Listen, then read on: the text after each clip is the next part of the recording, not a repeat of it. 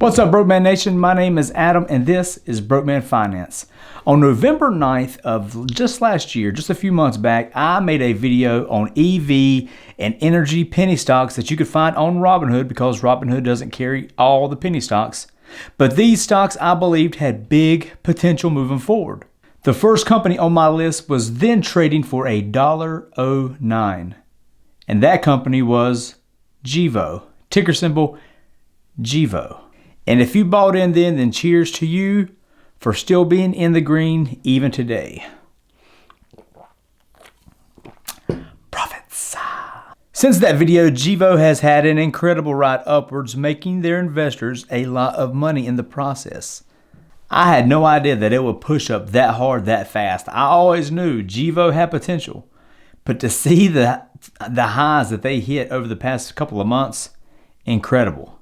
At least give me a little bit of credit for making that call by smashing that like button. And for more calls like that in the future, make sure to subscribe and follow this channel. And while you're at it, go down in the description below and check out all the links that's down there. There's some really good stuff down there that can help you make money. Actually, I promised my friend from our Discord a shout out for suggesting this video. I thought it was a great idea and perfect timing. So what is up, hater? And I would love if you would consider joining our Discord as well, link below. By mid-February, Gevo's share price had pushed up over $15 with a return of nearly 1,000% on the year. Just like everything else, Gevo has dropped substantially over the past few weeks, and they're now under $7 a share. But are they a buy at these levels? We're going to talk about that very thing. We're going to talk about some big news coming out of Gevo. We're going to talk about some financial stuff that they've got going on. We're going to talk about some projects and some other things. And by the end, we should be able to put together if we believe that if Gevo is a buy or if they are not. So make sure you stick around to the very end, and you're going to hear what I believe and if I'm putting my money into Gevo now, waiting or selling. But first, for those that don't know who or what Gevo is commercializing the next generation of renewable gasoline, jet fuel, and diesel fuel with the potential to achieve zero carbon emissions, addressing the market need of reducing greenhouse gas emissions with sustainable alternatives. Gevo isn't waiting to go all electric, they're addressing the market now. Gevo uses low-carbon, renewable resource-based carbohydrates as raw materials and is in an advanced state of developing renewable electricity and renewable natural gas for use in production processes. While the world goes nuts for electric cars and, well, electric everything else, Gevo is addressing the market by providing cleaner fuel. True, the world is shifting towards electric, but it will be decades before we are completely unreliant on fuel. And Gevo can address the need for cleaner fuel immediately. On February 22nd, Gevo announced an agreement with Scandinavian Airline Systems, or SAS. The deal ups their previous 2019 deal with the company. SAS will now purchase an annual minimum of 5 million gallons of sustainable aviation fuel from Gevo starting in 2024. Gevo plans to provide the fuel from its Net Zero 2 project with the estimated lifetime value of the SAS deal at more than $100 million. But Adam, what is the Net Zero 2 project? I'm glad you asked. Gevo has introduced the concept of net zero projects, and this is just announced earlier this year. These production facilities will produce energy-dense liquid hydrocarbons using renewable energy and Gevo's own technology. These projects will result in the construction of facilities designed to produce liquid hydrocarbons in the form of sustainable aviation fuel and renewable gasoline. Net Zero 1 is in Lake Preston, South Dakota, and will begin building out this year. This build-out will cover 240 acres. Net Zero 1 is anticipated to produce 45 million gallons per year of jet fuel and gasoline. Also, the site is expected to produce 350 million pounds of high-protein animal feed annually. 2 days later, Gevo announced a memorandum of understanding to build a renewable hydrocarbon facility in Germany. The company will work with HCS Group GmbH to build the facility in Speyer, Germany. The site belongs to GmbH. The facility will produce Gevo sustainable aviation fuel. The facility is expected to produce 22 million gallons of fuel annually by the end of 2024. The deal will give the company centralized access to the European market. These projects are highly needed for Gevo to continue growing globally. But the downside is, until these sites are up and running, they're not going to see any revenue from them until 2024. Let's talk numbers for a minute. One thing I like about Gevo very much is they have zero debt. Not only that, but they have around $600 million right now in assets, with $500 million of that being in cash. Now, the first net zero project that they're going to do in South Dakota, that build out is going to cost approximately $800 million. But with their current debt levels now and the cash they have on hand, I find it very likely that they're going to be able to get through this build out with very little debt. In fact, they're already planning a couple other build outs now, and I feel the same way about those.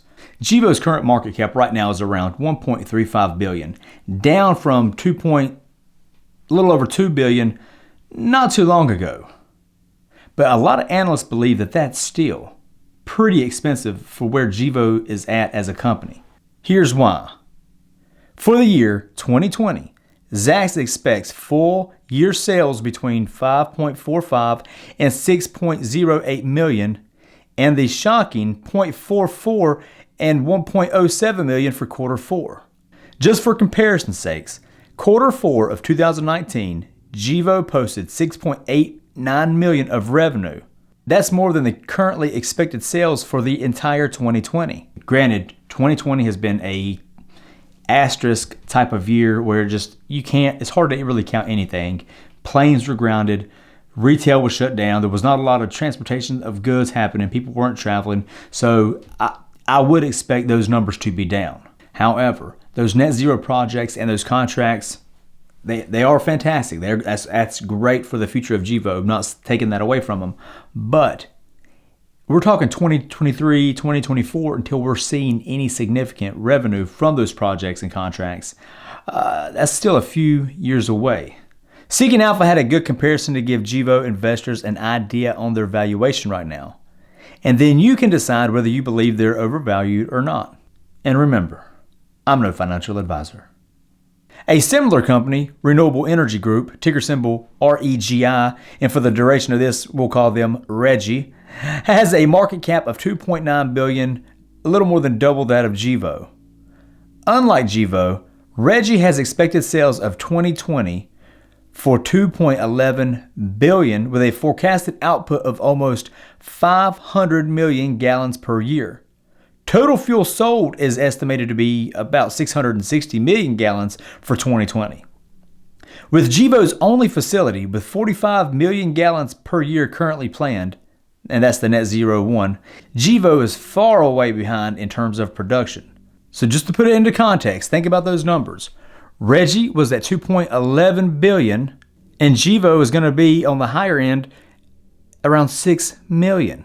When investors start comparing those numbers, the Gevo shares looked expensive, especially at those $15 highs. But we're not at those highs anymore. But if we were, I would agree that the share price at that $15 range is not in line with their revenue and fuel production, that it would be too expensive for me to consider starting a position in. At their current price being under $7, it is a much more attractive price for investors looking to open up a position or really start averaging down if they were buying at those highs. And you can see now a little bit of good news for Gevo and the hype that it's already received can send this thing just completely vertical in terms of the share price. Nobody a few months ago even knew who Gevo was, had never heard of it, and now it is a common name that you hear in the market. It makes news all the time. Granted, I know their numbers aren't great because of the lack of revenue, but with the contracts they have in place, the build-outs that are already planned, and financially they're set up pretty well with no debt and $500 million cash on hand. They are set up very nicely for the future. It's really hard to even put a price on what I think this thing could go to, but by 2024, there's no reason why Gevo couldn't be north of $50 a share. Very, very easily. If Gevo were to drop back under $5, and it is completely feasible right now in this market because people were buying in much lower than $5. So if there's profit still there to take, a lot of people are trying to take whatever they can out of this market and still from being in the profits and being in the green. So there's a good chance it could fall right back under $5. And at that point, I would consider Gevo a strong buy, and I would buy probably a pretty good stake myself. The lower it goes, the more I'm going to buy. But once it goes back under $5, by definition, it's now considered a penny stock again.